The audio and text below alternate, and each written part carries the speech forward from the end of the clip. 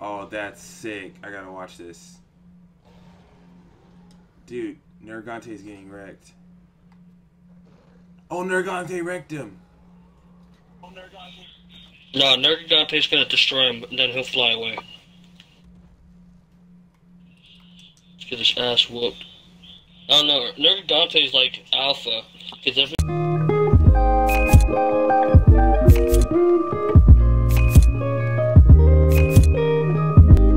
What is poppin' squad? It's your boy, and I'm back with a version 2 of my bow build, man. I got a lot of hate because I was a noob when I made my first bow build, but I kind of learned a lot of things about the game, kind of progressed through the story, and I'm almost at the pretty much the end of the game, and this is the build that I've been having a lot of fun with, that kind of bodies everything, really good for solo players.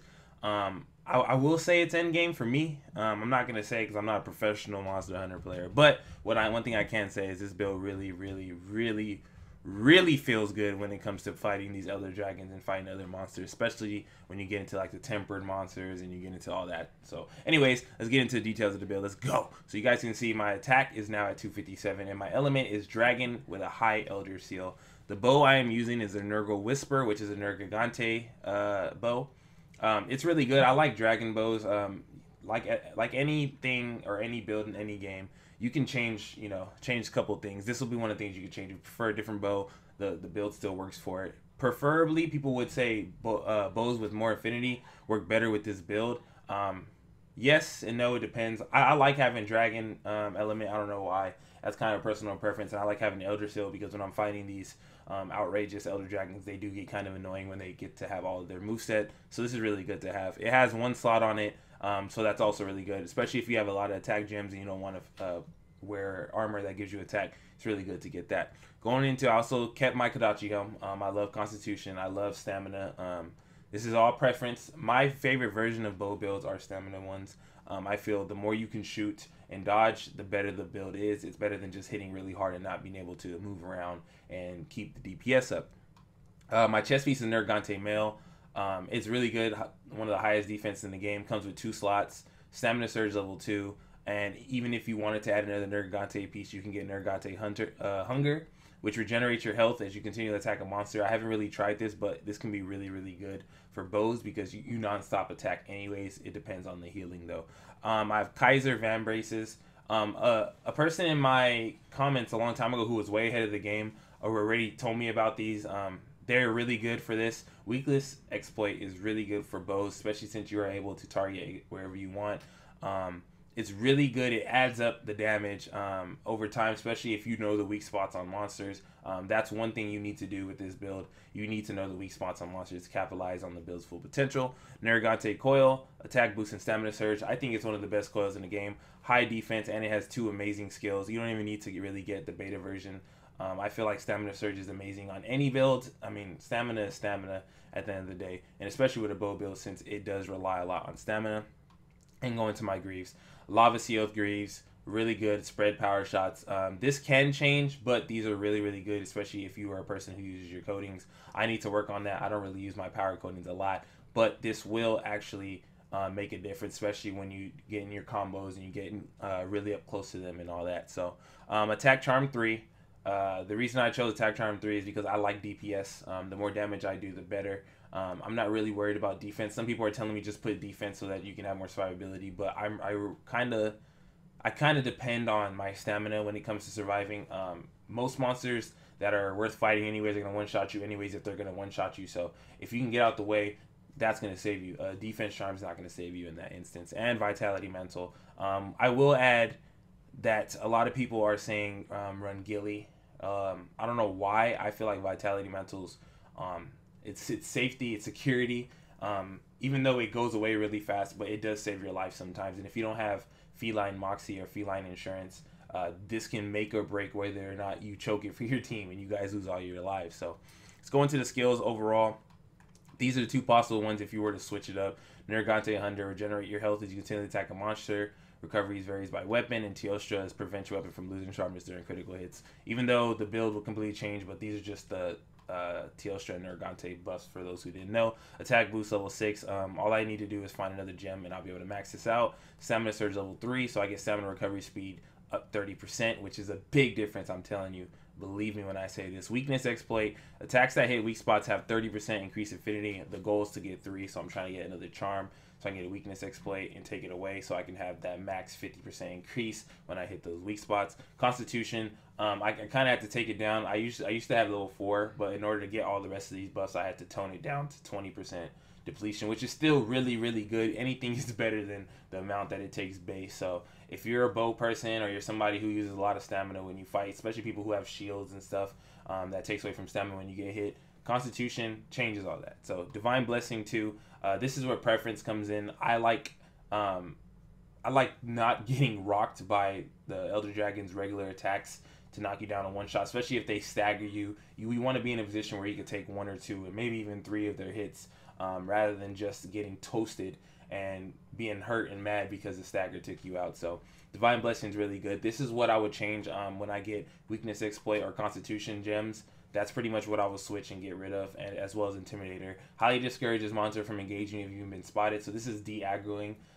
It doesn't necessarily work. I don't even think it works on other dragons, but it's still less aggro from whoever it does apply to. And you want as least aggro as you can get as a sniper, period, because you want to be able to do that Dragon Piercer over and over and over and over and over and do that immense damage. So also, and from the Lava Sealed Pants, spread and power shots increases the attack power of spread ammo and power shot arrows.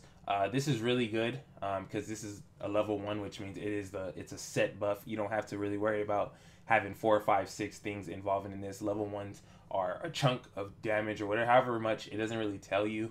I haven't really tested exactly to see, but I mean, any increased attack power for anything that involves a bow is really good because that's what's going to make or break your DPS output over time. So pretty much, let's go over it one more time for those people who want to know. Nurgle Whisper, you need all of Nergante's pieces to get it. It's not that hard to build. It is the second to last. There is one more bow after this, so primarily that's what I'm going to be going for to upgrade. I'm not sure. I haven't got to the end of the game yet, so I don't know what I'm going to need for it, but I'm aiming for that. Kodachi Helm is a must for me because Constitution is my favorite skill in the game. I feel once I get level 5, if I'm able to, I'm going to feel amazing. I would even give up attack power to have a 3-star Constitution. I might end up doing that just so I can have the full max. I feel like that will make a huge difference, especially when you're just trying to get away from a monster. It's survivability plus damage because you get to recharge every time you dodge to get your full max bow shot. You can keep doing that over and over and over and over and over and over, and that adds up over time. So Nergante Mail speaks for itself. You need Nergante pieces. The 3 piece is really good if you like getting health over time.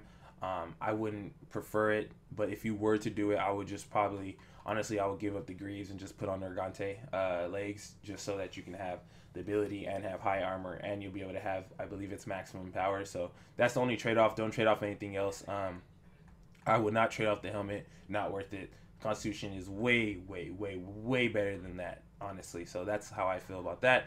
Kaiser Van Braces. This is really good if you plan on attacking weak spots. You want to have that affinity as much as you can. Are these a necessity? Yes and no. I think as far as if you're going for DPS, raw DPS, you need Weakness Exploit, especially if you're using a bow that has low affinity. Mine has really low affinity, so this is really good for me. But if you have high affinity, it's even better because that's almost guaranteed every time, so that's what you want. Nergante Coil, best coil that I've seen so far. You get 2 attack boosts and a stamina surge with the 64 defense. That's really, really, really good. I don't know anything else better in the game, but I haven't got the Xeno armor and the other dragon that I'm about to fight right now, so I'm not sure. But as far as I've heard and seen, Nergante Coil is one of the best coils in the game. And of course, we have Lava Sealed Greaves just for the spread and power shots, and this is completely interchangeable. So if you have a skill that you like better, go for it, you know what I'm saying? And attack charm. So that's pretty much it. Hope you guys enjoy, man.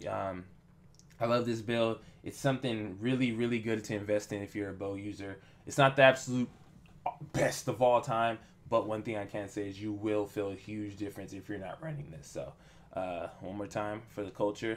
Let me go into my equipment info so you guys can see. This is what it looks like. Attack boost, stamina surge, weakness exploit, constitution, divine blessing, intimidator, and spread and power shots. All these buffs in the Elder Dragon Slayer bow build. Hope you guys enjoy, man. Go out there and slay some monsters. It's been real. Your boy is out.